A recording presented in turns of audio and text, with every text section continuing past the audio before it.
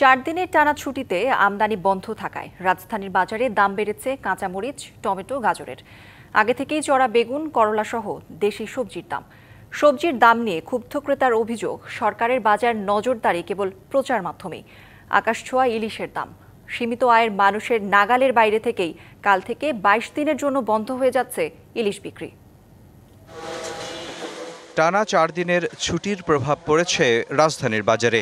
আমদানি বন্ধ থাকায় কাঁচা মরিচের দাম ছুঁয়েছে 400 টাকা কেজি। দাম বেড়েছে আমদানি করা টমেটো ও গাজরেরও। মরিচ হয়ে গেছে আপনার মনে করেন 1500-1700 টাকা পাল্লা। মানে আমদানি মনে হয় কমে জন্য ইন্ডিয়ান মালটা এই গত সপ্তাহের চেয়ে এই সপ্তাহে 30 টাকা হইতে 40 টাকা বেড়েছে।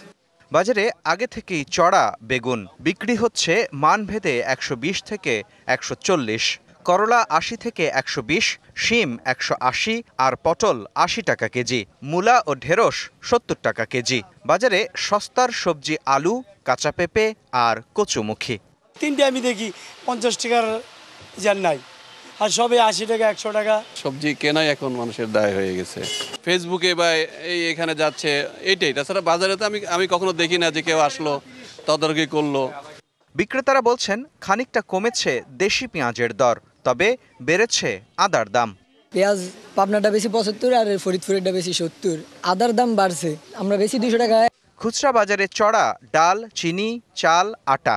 আমি বুঝি নির্মাণের শিল্প, সালাম স্টিল বোঝে ডিউরেবিলিটি। সালাম স্টিল, মোস্ট ডিউরেবল স্টিল। চালের দাম 1 টাকা 1.5 টাকা বাড়তি, মিনিকেট 80-85। খোলাটা হয়েছিল আগে ব্যস্ত 45 টাকা কেজি, এখন ব্যস্ত 50 টাকা কেজি। ডিম বিক্রি হচ্ছে 135 থেকে 140 টাকা ডজন, ব্রয়লার 180 আর সোনালী মুরগির দাম 300 থেকে 320 টাকা কেজি। প্রজননের জন্য ইলিশ ধরায় নিষেধাজ্ঞা শুরু হচ্ছে শনিবার থেকে। বিক্রির শেষ দিনেও জাতীয় এ মাছ সীমিত আয়ের মানুষের জন্য রয়ে গেল স্বপ্ন হয়েই।